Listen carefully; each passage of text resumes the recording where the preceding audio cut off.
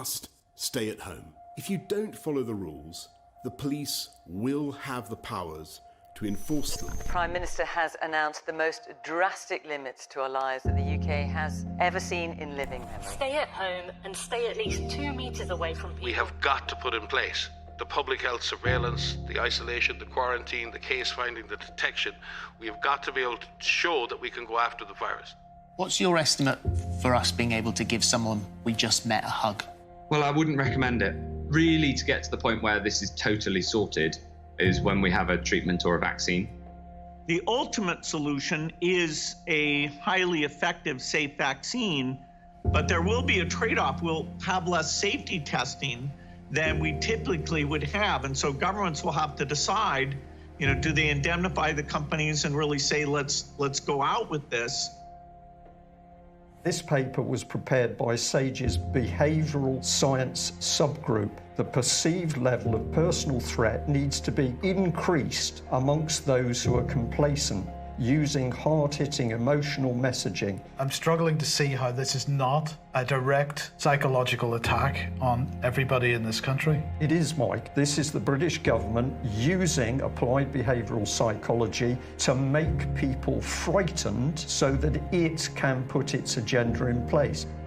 For many years, totalitarian and authoritarian states have used the power of fear to engineer compliance in populations. You won't be able to travel on air travel unless there are mandatory vaccines. So what we see everywhere is, yet again, the problem is being created. Now they're offering the solution, but what they're doing in the interim is they wish to take away all of our civil liberties as human beings. They're running it. The Gateses are running the whole vaccine operation. They're running the World Health Organization. This will be the new normal until a vaccine is developed. We are at a pivotal point in the history of the human race, literally. Because there will be no human race as we know it if we don't get our asses in gear now, worldwide. To snitch or not to snitch, we're setting neighbours against one another in order to control people is deeply sinister. Most of the transmission that's actually happening in many countries now is happening in the household, at family level. Now we need to go and look in families to find those people who may be sick and remove them and isolate them in a safe and dignified manner. DCF's Division of Child Protection and Permanency may be called to take custody of your children. So should we do something now? Or are we going to roll over and let them take our kids? We're going to let them go door to door, declaring medical martial law on the parents, and then taking the kids.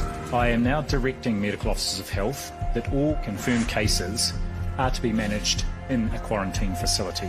You either get your tests done and make sure you're cleared, or we will keep you in a facility longer. So I think most people will look at that and say, I'll take the test. I don't care who you are, I don't care what walk of life you are from. The moment you start raiding people's houses or even organising a protest, you live in a dictatorship. I've been arrested for my daily walk, for walking down the street. Fascism! This is fascism! This bill enables the police to enter a home without a warrant. Madam Speaker, the police have never held that power. You need to open your fucking eyes, Australia, and understand what's happening. This isn't normal. This isn't a mild inconvenience. If we just follow the rules, everything's going back to normal. This is fucked up beyond belief how crazy this is. They ruined our businesses. They've treated us like animals. They're kicking in doors without warrants and taking people away. They're lying on their certificates. They're using palliative care numbers for people that are dying of COVID. The most unethical, immoral thing I've ever heard of in my life. They sat back and allowed evil to run completely rampant over everybody. And we thought that somehow it wasn't going to affect us. But now, man, we're staring into the headlights of something that's going to run our ass over. What the fuck is going on in Australia? That is called treason, people. Treason. Look the word up. This is the time, friends. This is the time. These masks have absolutely nothing to do with health, but everything to do with the complying with a false flag, tyrannical agenda. Nobody is listening. they don't care what is happening to these people.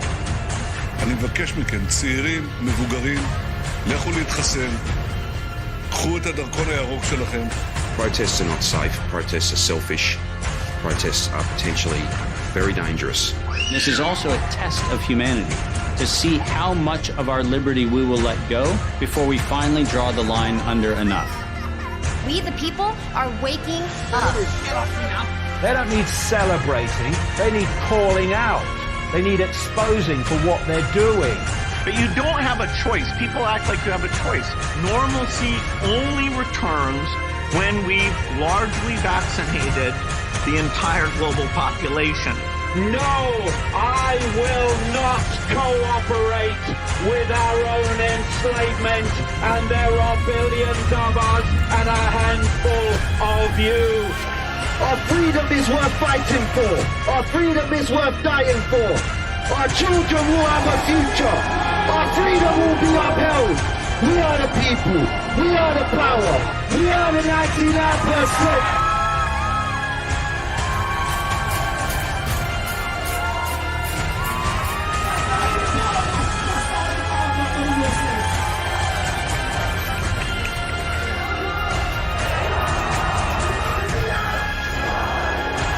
The sleeping lion is stirring, it's starting to wake.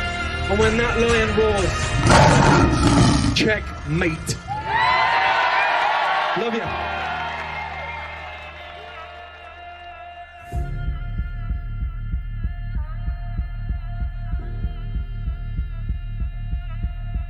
This could be the turning point when humanity got off its frickin' knees.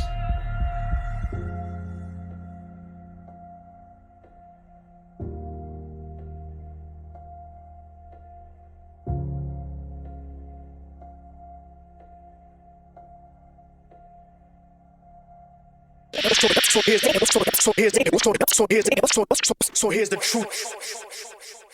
We're undergoing a soft coup, and the idea is to create a whole new set of laws and ignore the existing human rights laws and other laws under the pretext of pandemic preparedness and the biosecurity agenda. The WHO is developing through all its nations, but with the WHO Directorate and the United States in charge, a pandemic treaty and amendments to the existing international health regulations that will remove the human rights protections currently embedded in the IHRs, will enforce surveillance, censorship, get rid of freedom of speech, require governments to censor and only push a single narrative. Also, we will be subject, if they can make this work, to vaccines developed in 100 days, which the organization CEPI is planning to do.